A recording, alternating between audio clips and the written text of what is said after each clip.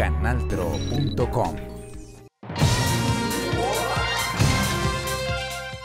Televidentes, bienvenidos a este especial de Oriente Noticias para tocar temas en materia de movilidad, del pico y placa y todo lo que tenga que ver con seguridad vial en Cúcuta y su área metropolitana. Pues hasta ahora de la tarde me acompaña un invitado, Alejandro Beltrán, experto en seguridad vial. Alejandro, muy buenas tardes y bienvenido a este especial. Muy buenas tardes a todos los televidentes y a todas las personas que nos acompañan en la tarde de hoy. Para mí siempre ha sido un placer y un orgullo hablar de temas de movilidad. Ya tengo 5 años de estar trabajando en la parte de seguridad vial. Empecé en la ciudad de Barranca Bermeja. He participado en proyectos en Casanare, aquí en Cúcuta. Actualmente me desempeño como asesor ante ARLs en la parte de seguridad vial y para muchas de las empresas que de la región han venido evolucionando en materia de seguridad vial. Es importante aclarar que los conceptos que nosotros damos en materia de seguridad vial son conceptos basados en normas. No voy a entrar a especular ni a digamos, a evitar comentarios o preguntas que la gente quiera hacer. Voy a tratar de responder lo que la gente tenga que preguntar y pues aclarar las dudas que se tengan. Así es, Alejandro, pues hasta hora de la tarde quisiera que me acompañara a ver un tema bastante polémico en la capital norte santanderiana y por supuesto también en todo lo que tiene que ver con el Gran Santander, en Bucaramanga, Florida Blanca y pues toda su área metropolitana, porque el pico y placa sí genera bastante polémica. Vamos a hacer contacto con nuestro periodista Raúl Garzón, quien nos va a comentar acerca de las diferentes opiniones que se viene gestando en Cúcuta acerca de este pico y placa. Raúl, muy buenas tardes. Hola Pilar, muy buenas tardes. Pues sí, los sectores económicos se encuentran pues un poco inconformes, especialmente por cómo se dieron esta normatividad que no se les tuvieron en cuenta, no solo a ellos, sino también a otros sectores sociales y económicos de la capital del norte de Santander, porque ellos también son afectados con esta medida. De igual manera, los taxistas y los conductores en general han visto como positiva esta norma a una semana de su implementación, ya que han visto una mejoría especialmente en materia de movilidad y para los conductores de servicio público de trabajo. Si no se hace una verdadera socialización, es que con la movilidad de Cúcuta no solamente son los conductores los que tienen que opinar, es el transeúnte, el que anda a pie, el que anda en taxi, el que trajina o frecuenta el bus, el que tiene su motocicleta, etcétera. Todo eso, ese conglomerado que es toda la ciudadanía en general, son los que tenemos que ver con la movilidad en Cúcuta. Entonces, tenemos desempleo, hay muchísimos vehículos de servicio público en Cúcuta, usted lo ve, hay muchísimos motorizados, los andenes ya no son nuestros. Es muy bueno porque menos tráfico, hay menos tráfico, uno puede andar más rápido. ¿Para usted la moto? Demasiado mejor, ha mejorado mucho el espacio del tráfico y todo eso, no hay tanto tráfico, está mucho mejor para todo el mundo, eso es lo mejor que pudo haber hecho. ¿Y trabajo? Y el trabajo ha mejorado bastante, no está como antes, mucho taxi y poco producción. Además de eso, vale recalcar que también es necesario para que exista una mayor movilidad o una mejor movilidad que las mismas personas, no solamente los conductores, sino también los peatones tengan una conducta ciudadana para mejorar y ordenar lo que tiene que ver con la movilidad en cada una de las calles y avenidas de la capital norte santanderiana. Compañeros, hasta aquí toda la información. Sigan ustedes con más de este especial de Oriente Noticias. Muy buenas tardes. Muchas gracias, Raúl, por esta información y por darnos a conocer las diferentes opiniones que tienen los ciudadanos aquí en Cúcuta acerca de la implementación de este pico y placa. Pues ahora nos dirigimos hacia la ciudad mitrada de Colombia, en la ciudad de Pamplona. Allí el pico y placa sí está funcionando perfectamente y ayuda a descongestionar esta ciudad que, aunque pequeña, pues sí tiene bastante flujo vehicular y el parque automotor ha aumentado en los últimos años. Hacemos contacto con nuestra periodista Dolly Xiomara Niño, quien nos trae todos los detalles. Dolly, muy buenas tardes. Gracias, buenas tardes. La medida de pico y placa en el municipio de Pamplona ha sido aceptada desde que se aprobó. Una muestra de la aceptación es que son muy pocos los ciudadanos que son sancionados o multados por el personal de tránsito por infringir la norma. También ha tenido bastante aceptación por parte de la comunidad de Pamplona, por parte de los conductores. Es una medida que ha llegado a cada una de estas personas y pues entre todos somos conscientes de que debemos buscar por mejorar las condiciones de movilidad. Como ha mejorado las condiciones de movilidad, la medida de pico y placa, lo que ha pensado la Inspección de Tránsito es que se van a señalizar algunos sectores para que los ciudadanos o las personas que pasan por Pamplona conozcan cuál es el sector que incide la medida y eviten ser sancionados.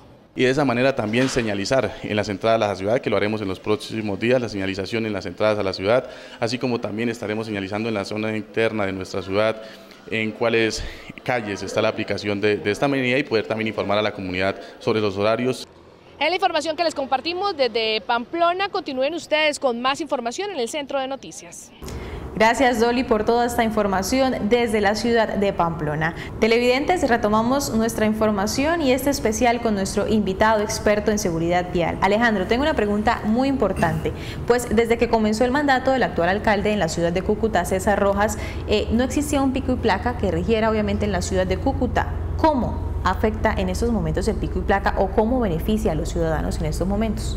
Bueno, teniendo en cuenta la perspectiva económica que está viviendo la ciudad, este pico y placa, digamos que afecta en una menor proporción al esquema de pico y placa que se quería manejar el año inmediatamente anterior. Este pico y placa primero reduce, digamos, el área crítica de circulación, ¿sí? Se limita solamente al centro de la ciudad.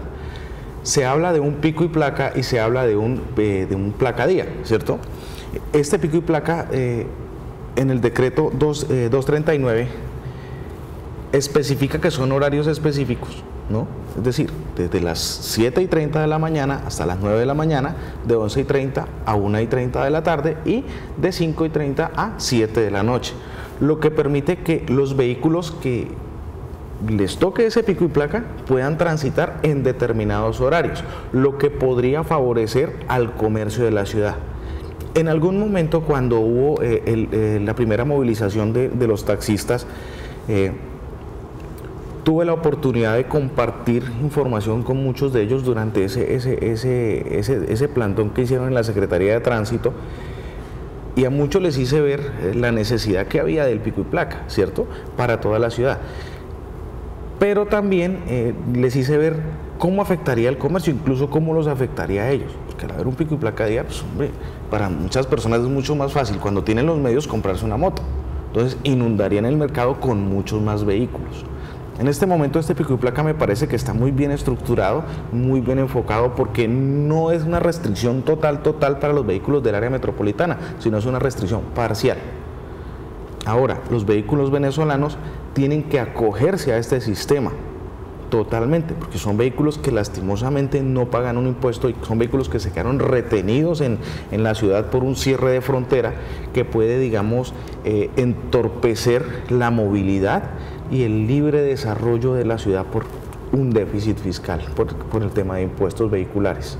Alejandro, yo quisiera saber, pues para llegar a esta conclusión del pico y placa y aplicarlo en la ciudad de Cúcuta, tuvieron que haberse realizado diferentes estudios de movilidad por parte de la Secretaría de Tránsito de Cúcuta.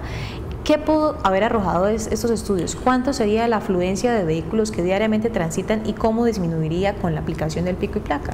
La verdad, los estudios se vienen haciendo desde el momento en que las personas cuando compran un vehículo lo matriculan, ¿cierto? Las mediciones de la proporcionalidad del parque automotor está dada no solamente por un POT o un plan vial municipal o un desarrollo de un estudio de movilidad. Eso está dado sencillamente por la cantidad de vehículos que se pueden contar en el centro de la ciudad, que es el área, digamos, crítica. ¿En qué beneficia? Digamos que el peatón es la persona más favorecida con este tema. ¿Por qué más favorecida? Porque cuando nosotros vamos al centro de la ciudad encontramos las ventas ambulantes invadiendo espacio público, lo que obliga a que el peatón tenga que bajar a una vía, compartir una vía con un automóvil. Entonces, yo digo que el enfoque de este pico y placa a la prevención de los accidentes es disminuir la cantidad de vehículos que transitan por una vía para poder interactuar mejor. Peatón, vehículo. Dos puntos importantes y es, digamos, que la duda de muchas personas. ¿Por qué no entran las matrículas de vehículos particulares de la ciudad de Cúcuta? ¿Y por qué en este pico y placa sí aplica para las motocicletas? Cuando nosotros nos vamos a la parte de, digamos, de clasificación de los vehículos, es muy difícil ver en una placa de una moto que diga Cúcuta, Villa del Rosario, Los Patios. No dice, las motos no dicen, las motos traen una placa y no dicen a dónde está matriculada. En un carro sí, en un carro tú puedes Villa del Rosario, Cúcuta, Los Patios. Entonces es por eso que las motocicletas deben entrar, porque yo no puedo como agente de tránsito o como autoridad de tránsito competente parar un vehículo y decir, déjeme ver los papeles. Entonces mientras yo paro un vehículo se pueden pasar 15, 20 motos que realmente tendrían que estar deteniéndose porque pertenecen al área metropolitana y no pertenecen a Cúcuta. Entonces es muy difícil, digamos, darle un enfoque a eso. ¿Qué tan importante es mantener para las personas de la ciudad de Cúcuta, por supuesto del área metropolitana, que son los principales afectados con este pico y placa, qué tan importante es realizar una fase pedagógica, que las autoridades de tránsito se mantengan durante 2 semanas prácticamente realizando una fase pedagógica antes de poder interponer las multas? Yo creo que la fase pedagógica no solamente se tiene que resumir a redes sociales. Hay muchas personas, por ejemplo en mi caso, yo lo único que manejo es Twitter, no manejo más nada. Yo no tengo Facebook, yo no tengo Instagram, no tengo nada porque no me gusta, ¿no? Sin embargo, la pedagogía, yo me remonto a lo que me dice en el 2011 la ley 1503, una formación, que la formación tiene que ir desde el colegio, básica, primaria, secundaria, incluso universidad. Yo creería que la fase pedagógica no solamente se basa en redes sociales y en armar una carpa en una vía y decir venga para acá, yo los capacito, no, es comunicarle a las empresas, es comunicarle a aquellas entidades que tienen 2 conductores o más, aquellas empresas que están tocadas por la elaboración de un plan estratégico de seguridad vial. De acuerdo a lo que me dice la ley 1503, el decreto 2851 del 2013 y la resolución 1565 del 2014, ¿sí? Todas las empresas que tengan 2 conductores o más deben implementar su plan estratégico de seguridad vial. Dentro de ese plan estratégico de seguridad vial hay un esquema de capacitaciones y formaciones. Entonces, ¿por qué no incluir la pedagogía del pico y placa en esas empresas? Entonces, a eso me refiero, o sea, no hay como esa conexión entre el Estado y las empresas. Entonces yo creería que hay que trabajar más de la mano con la comunidad y darle menos duro a la gente. Alejandro, ¿podríamos saber, digamos que en cifras, ya números, en porcentajes, cuánto podría disminuir la cantidad de vehículos que transitaban o transitan diariamente por la ciudad de Cúcuta? La estadística en estos momentos es muy difícil saberla, ¿no? Yo como una persona que en estos momentos estoy viendo los toros desde la barrera, yo no tengo acceso a esa información. Sin embargo, haciendo un estimativo, ¿cierto? Algo muy a grandes rasgos, yo diría que se disminuiría más o menos entre un 40 y un 45%, teniendo en cuenta los vehículos placa día y los vehículos de pico y placa. Tengo entendido que serían prácticamente 305.000 vehículos que en estas 3 jornadas pues despejarían las calles de la ciudad de Cúcuta. Exactamente, Alejandro, tú que conoces y eres experto en todos estos temas, ¿cuáles son esos puntos críticos de la ciudad donde en horas pico pues es intransitable totalmente?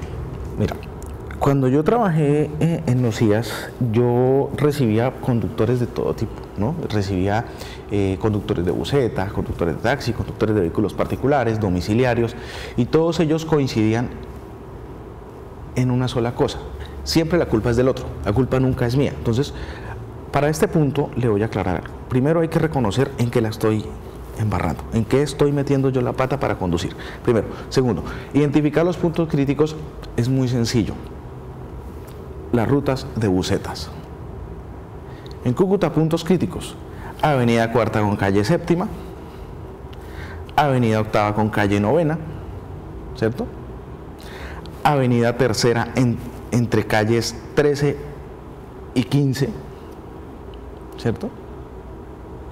Diagonal Santander con el rompoy del terminal, ¿cierto? Avenida Octava, calle Octava, ¿sí? Dando la vuelta, ¿sí? Por ese sector. Y yo diría que en muchos aspectos, Avenida Segunda, entre calles de la calle 9 a la calle 11. Alejandro, pues vamos a hacer una pequeña pausa comercial. Ya volvemos con ese tema del pico y placa que tiene en polémica a la ciudad y a diferentes personas que están a favor pero también están en contra. Vamos a hacer esta pequeña pausa comercial, televidentes, y ya regresamos con este especial de Oriente Noticias.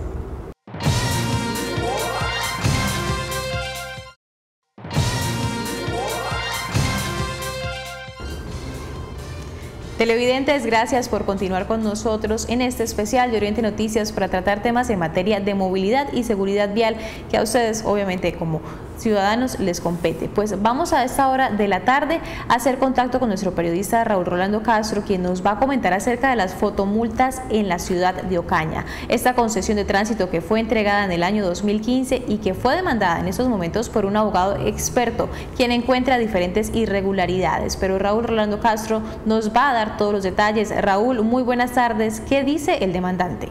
Hola, muy buenas tardes. Pues lo que el demandante manifiesta, entre otros aspectos, es que la administración municipal le cedió responsabilidad de administrador a un concesionario. Además, que la concesión se implementó por 20 años cuando no podría exceder de 5. Esto dentro de muchas otras razones que argumenta el demandante. Ante el Juzgado Sexto Administrativo de la ciudad de Cúcuta fue radicada la acción de nulidad que busca dejar sin piso jurídico la concesión que el municipio de Ocaña suscribió con una unión temporal para el manejo de los trámites en tránsito y transporte. Para el demandante son muchos los factores irregulares que motivaron la demanda. Van a salir más acciones para que la gente genere más nulidades y así lo estamos promoviendo desde el seno de Ocaña, en otras partes del país también, pero definitivamente vamos a hacer acciones para que pueda hacer esto representando un mejor interés hacia la ciudadanía. Esta concesión para los trámites de tránsito en Ocaña se firmó mediante el contrato 017 del 8 de octubre de 2015. Se dio acta de inicio el 28 de diciembre de ese año y la nueva administración municipal puso en marcha la implementación de las polémicas fotomultas. Las fotomultas no existen en la vida jurídica. Segundo, en que tienen derecho a defenderse. Tercero, en que cada una de las fotomultas son nulas desde su nacimiento hasta todo el proceso que da sancionatorio y de cobro. Por lo tanto, la invitación es a la gente en que activen su defensa, en que no tienen por qué pagar lo no debido. Básicamente le estamos dando la oportunidad a la gente también de que si está bien este tipo de actividades, disminuyen los accidentes, tampoco se pueden organizar solo de manera represiva para perjudicar a una persona, sino que también la persona tenga la oportunidad de defenderse. Ahora resta esperar la determinación que tome la justicia sobre esta demanda que fue radicada esta semana en la capital del norte de Santander. Estaremos atentos entonces a la manera como se continúe avanzando en estos procesos del manejo del tránsito y el transporte en el municipio de Ocaña. Con la cámara de Jesús Zúñiga, Raúl Rolando Castro para Oriente Noticias. Muy buenas tardes.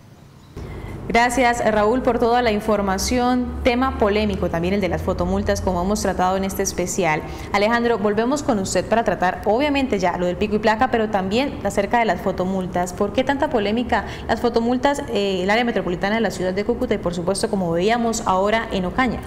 Bueno, en primera medida, las fotomultas, para mí, desde mi punto de vista y desde mi concepto, son, digamos, la principal arma para disminuir la accidentalidad.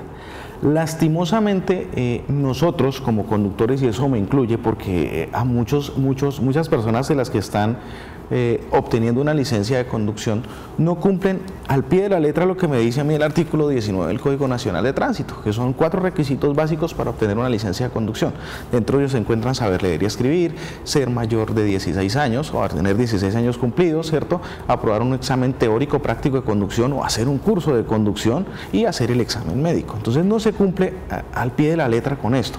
Entonces nosotros tenemos una falla en lo que es la educación vial. Nuevamente tocamos ese tema de la educación vial. Hoy en día existen muchos medios para sacar una licencia. Incluso el año pasado se dio un escándalo porque agarraron a una serie de personas que estaban entregando licencias falsas y pues afectaron a mucha gente. Entonces, cuando a nosotros nos van a imponer algo nuevo, nosotros somos como renuentes a ese cambio, como que no nos gusta. Nosotros nos gusta es siempre hacer lo que nosotros normalmente vemos. Y cuando nosotros vemos a una persona de Cúcuta manejando en otra ciudad, uno la conoce porque se come un semáforo, porque se parquea donde quiere y la excusa es que no me demoro y es que no. Entonces, cuando se viene la fotomulta no pelea con el conductor, únicamente toma la foto, toma la evidencia y se hace llegar a la casa. Que existen muchas fallas en los mecanismos de notificación, sí, es verdad, pero las fotomultas, desde mi perspectiva, nos ayudan, digamos, a educarnos, lastimosamente de una manera que nos duele en el bolsillo. Pero si hablamos de esta cultura ciudadana que debe existir en los conductores, pero si lo hacen por miedo a las fotomultas y si luego de la fotomulta continúan normalmente evadiendo diferentes pues, normas, ¿cómo sería ese proceso de educar a las personas a que realmente tomen conciencia de que esto puede llegar a evitar un problema mayor, un accidente de tránsito? Bueno, los accidentes de tránsito son eventos fortuitos, o sea, son una cosa que pasa porque alguno de los 2 o 3 actores en la vía se descuida, ¿no?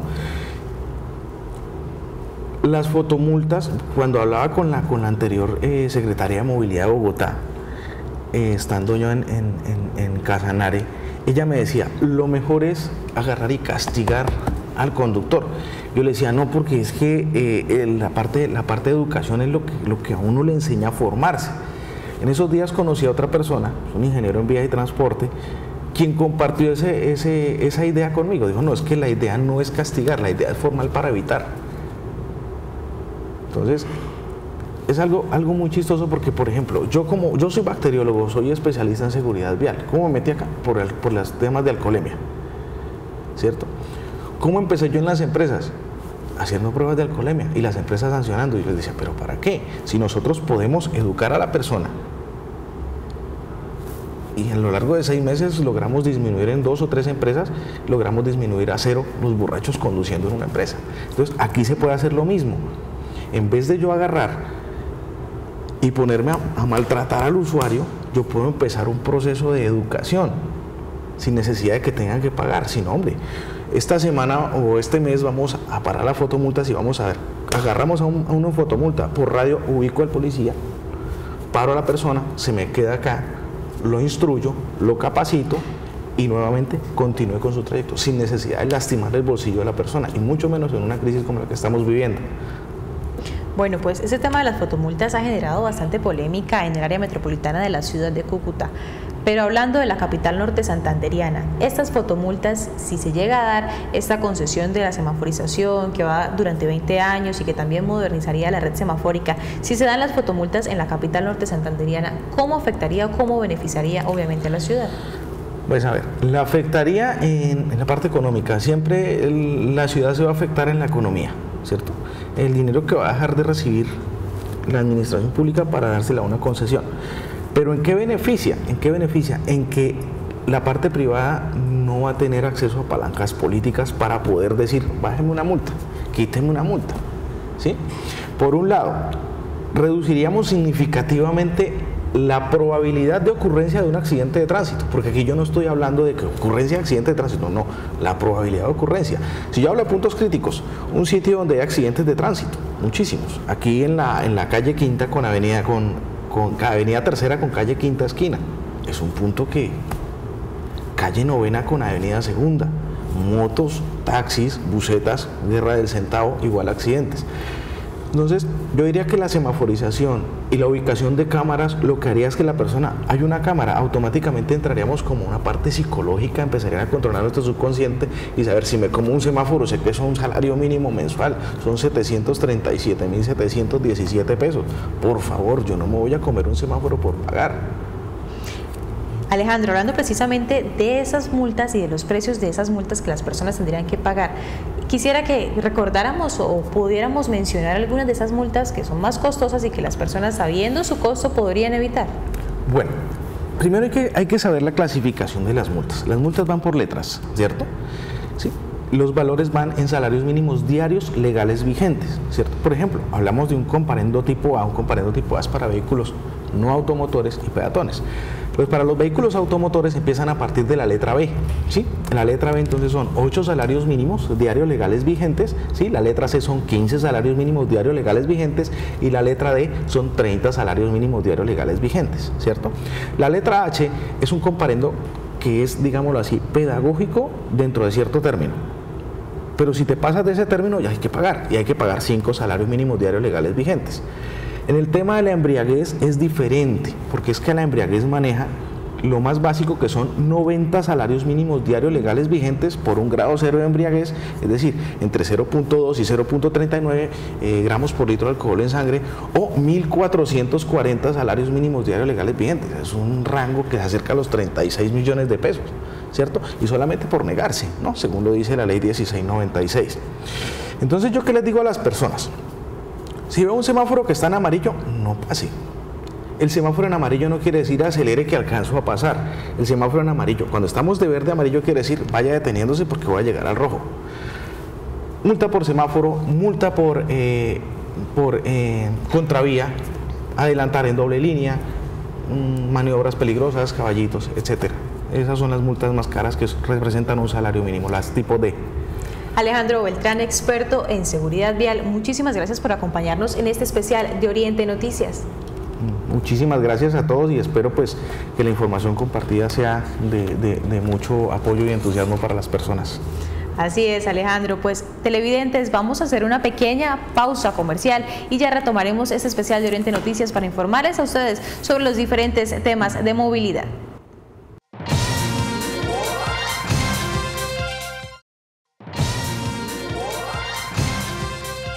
Televidentes, muchas gracias por continuar con nosotros en este especial de Oriente Noticias para tocar temas en materia de movilidad que le compete a usted y obviamente a todos los ciudadanos de Cúcuta y su área metropolitana. Pues tenemos a esta hora de la tarde a dos invitados importantes que quisiera que ustedes conocieran. La directora de Tránsito y Transporte del municipio de Los Patios, Adriana Carolina Cogollo. Muy buenas tardes y bienvenida a este especial de Oriente Noticias. Buenas tardes y muchas gracias por la invitación. Igualmente nos acompaña el abogado Jorge Dulcey. Abogado, muy buenas tardes. Bienvenido por estar aquí. Muy buenas tardes, Yorita, y gracias por su invitación.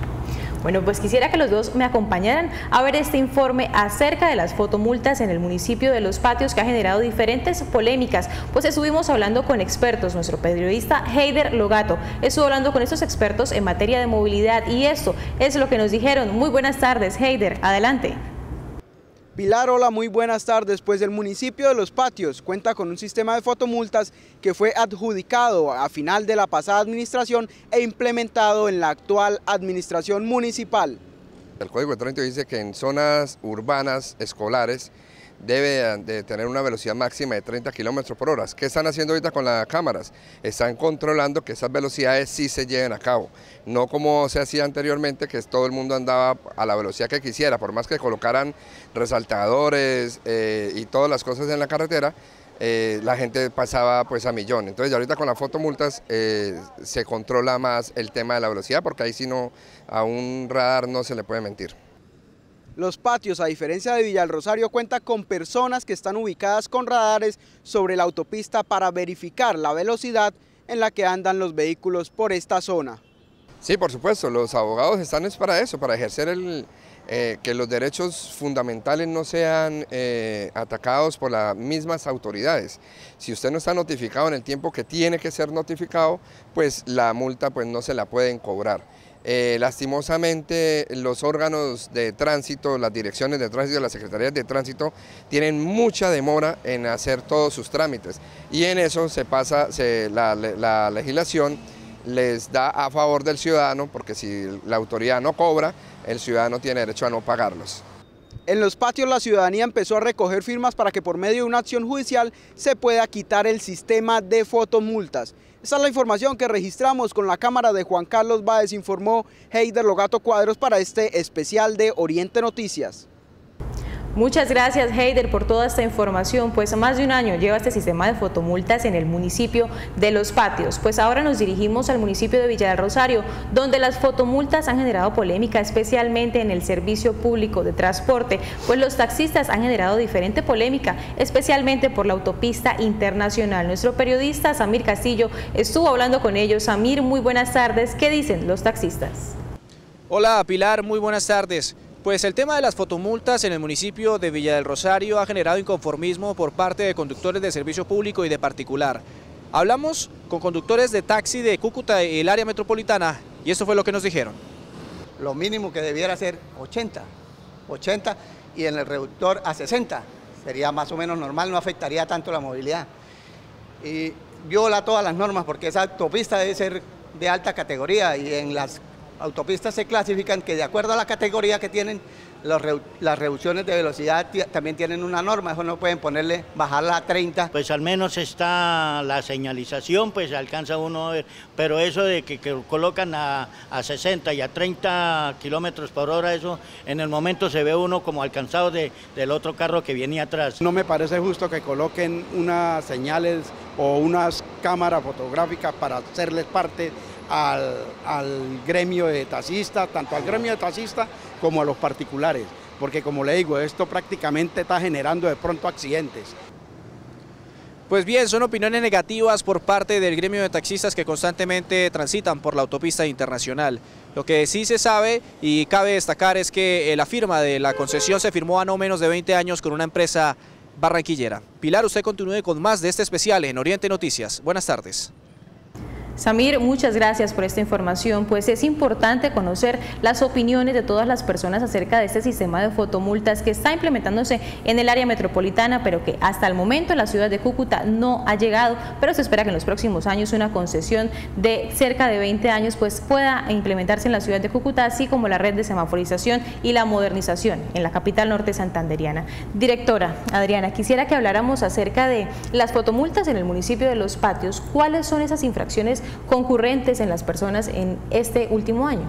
Bueno, dentro del proceso de fotomultas, inicialmente nosotros trabajamos dos tipos de fotomultas. La infracción C29, que es conducir por encima de los límites de velocidad, y la infracción por pasar el semáforo en amarillo o en rojo.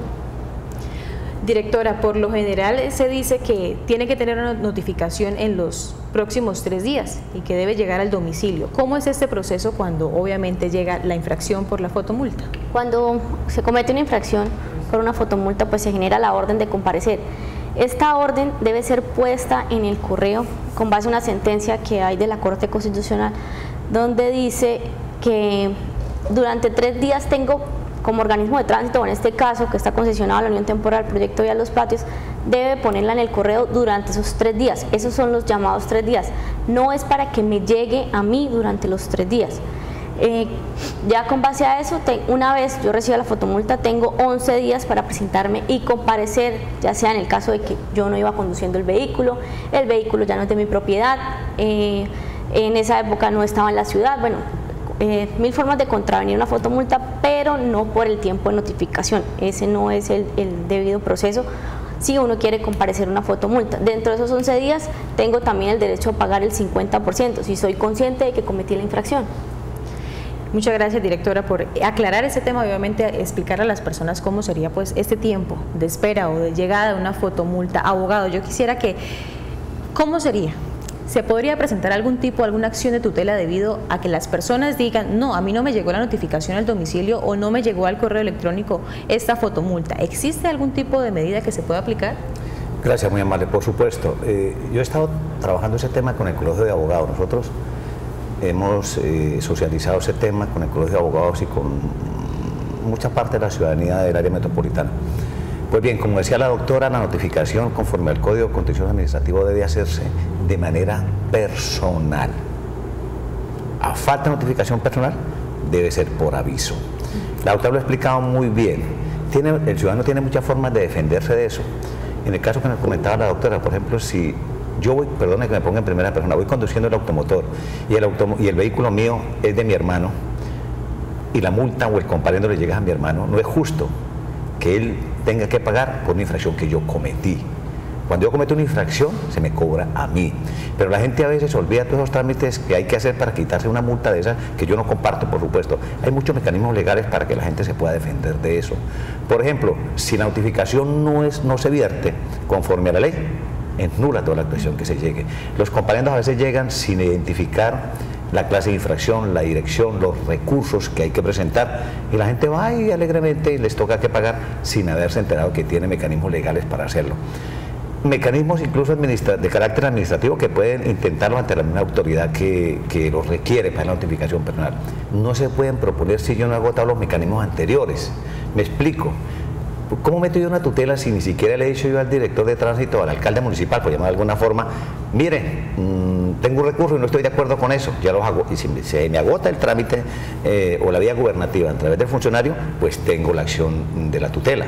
pero la gente equivocadamente, y eso lo sé por experiencia, se ha ido en masa casi a meter acciones de tutela y se las declaran improcedentes porque no han agotado la vía gubernativa. O sea, en realidad no se ha socializado, o la gente tiene que conocer el mecanismo, pero no lo hacen, hacen otras cosas. Tienen tantas cosas para hacer frente al organismo de tránsito, como un derecho de petición, presentar un recurso, oponerse, decirle al que iba manejando el carro, venga, ponga la cara y vaya porque a usted lo van a infraccionar. Sí ve que hay muchas formas de salirse de eso, pero sigo diciendo que no soy compatible, o no es compatible mi pensamiento frente a las fotomultas, porque tengo muchos reparos para hacer frente a eso. Directora de Tránsito y Transporte del municipio de Los Patios. Tocando el tema, como lo decía el abogado anteriormente, las acciones de tutela, que las personas son recurrentes a utilizar y acceder a estas medidas por el tema de las fotomultas. ¿En el municipio de Los Patios se ha visto ese tipo de casos? Nosotros recibimos semanalmente por lo menos 6 o 7 tutelas referentes a ese tema.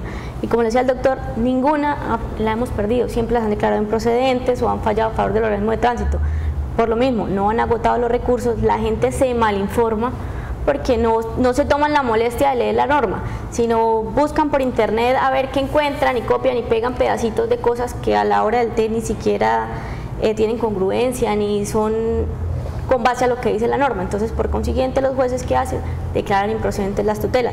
También otro recurso que tienen una fotomulta es un recurso administrativo.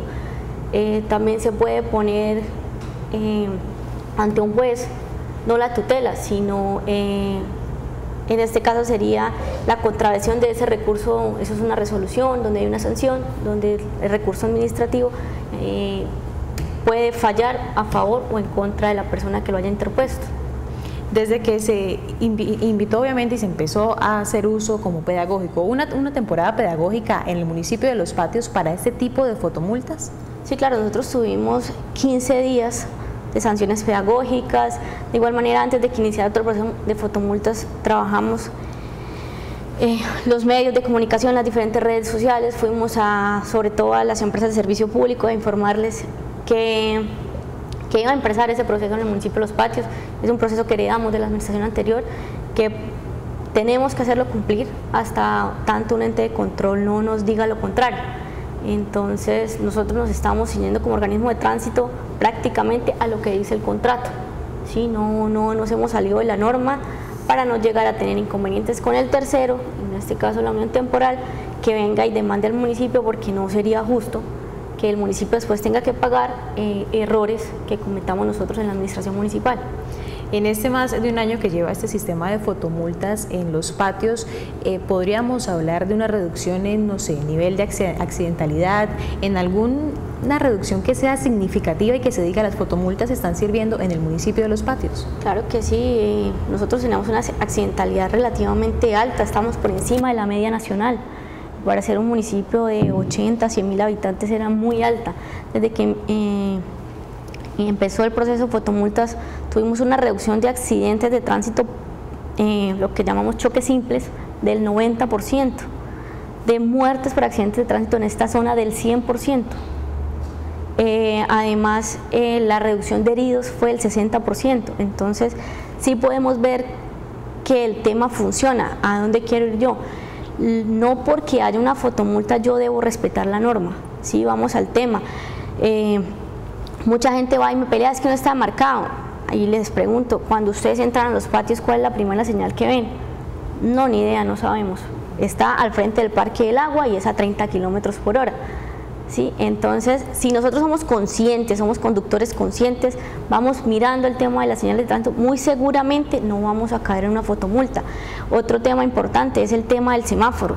Se siguen pasando el semáforo en rojo con la excusa de que yo no vi que tenía fotomulta. Pasarme un semáforo en rojo es la causa más alta de mortalidad por accidentes de tránsito a nivel mundial. Entonces tenemos que ser conscientes que no porque haya la fotomulta yo me debo pasar el semáforo en rojo. La sanción también habla de pasárselo en amarillo. El amarillo no es para acelerar, es para reducir la velocidad. Y en Los Patios hay un punto a favor, que los semáforos tienen segunderos. Si yo veo que me quedan 6 segundos y estoy a una distancia de 20 metros, 10 metros aproximadamente, no debo acelerar, más bien reduzco la velocidad y espero a que el semáforo cambie. No, ¿qué hace la gente? Lo que hace es acelerar, pasa el semáforo en amarillo y ahí tiene su multa. ¿Sí? Hay mecanismos tanto para defender una fotomulta como para que no me la impongan. Si yo soy un buen conductor, muy seguramente no voy a tener una fotomulta. Gracias, directora de Tránsito y Transporte. Abogado, ahora voy con usted y quisiera hacerle una pregunta que es muy recurrente en las personas, los conductores y por supuesto televidentes que nos han enviado estas preguntas vía WhatsApp. ¿Existe alguna norma, existe en la Constitución política o existe en algún código de tránsito que las personas puedan ser sancionadas por una fotomulta? Sí y no. No sabría cómo contestarle esa pregunta de manera categórica. Por ahí el Código de Tránsito dice que se puede utilizar videos, audios, para permitir que se haga un comparendo de una persona o un conductor que cometió una infracción. Pero lo que pasa es que de esos videos le resulta a uno inapropiado a veces de que quienes firman los comparendos son las personas que no presenciaron esa infracción. Me explico. Sale la fotomulta, Jorge González pasó a alta velocidad en tal parte, y sale la fotografía de la multa, el comparendo, y me firma ese comparendo, porque tiene que firmarlo un funcionario público, me lo firma alguien que no vio si se cometió la infracción. Pero hay cosas espectaculares y especiales. ¿Quién determina si está sincronizada la cámara fotográfica junto con la velocidad que debo tener aquí? En estos días me sacaron una multa y la pagué, por supuesto, pero estaba inconforme con eso. Iba como a 35 y era a 30 y me resultó como a 42. Entonces, ¿quién me garantiza a mí que la cámara que me hace el seguimiento está sincronizada con la velocidad que está permitida?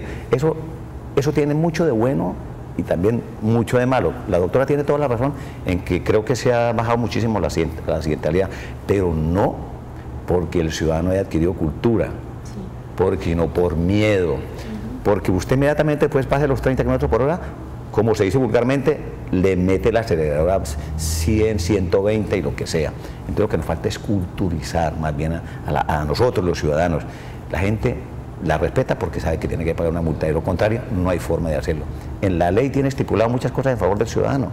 Las fotomultas, como le dije, la foto la saca es un particular, que es un organismo asesor de los alcaldes, no es un funcionario público, pero le toca ayudarse de un funcionario público para que le firme eso, si no, no vale. Pero vaya y venga, de manera definitiva los controles a través de esas formas son benéficos, pero la idea importante es culturizar a la ciudadanía de que debemos respetar al ciudadano, que en últimas es quien sufre una infracción de tránsito. Abogado, muchísimas gracias por acompañarnos hasta ahora en este especial de Oriente Noticias. Muy amable, señorita, y vengo con frecuencia y espero en otra oportunidad que podamos hablar de este mismo tema. Muy gentil. Igualmente, directora de Tránsito y Transporte del municipio de Los Patios, muchas gracias por acompañarnos a esta hora en Oriente Noticias. Muchas gracias a ustedes por la invitación nuevamente y pues aprovecho la oportunidad para recordarle a los visitantes y a los residentes de Los Patios, no porque haya una fotomulta o una sanción yo debo respetar la norma. Es importante, como decía el doctor, que nos culturicemos, que seamos conscientes que la velocidad en el municipio de Los Patios no debe ser muy alta, no es una autopista como la gente quiere verlo. El municipio ha crecido enormemente y tenemos nada más en ese pedacito 4 colegios que cada uno tiene aproximadamente 1000 estudiantes, que eso nos multiplican padres, entonces ¿cuántos peatones tenemos diarios en Los Patios? El índice de mortalidad de Los Patios es por peatones, entonces creo que aunque la medida fue muy rígida y muy rigurosa, ha ayudado a disminuir este índice y pues la función de nosotros como organismo de tránsito principalmente es salvar vidas, como dice el Ministerio de Transporte, salvemos vidas en la vía. Así es, directora, muchísimas gracias por acompañarnos en este especial de Oriente Noticias. Televidentes, vamos a hacer una pequeña pausa comercial y al regresar estaremos con los deportes con nuestro periodista Félix Parada.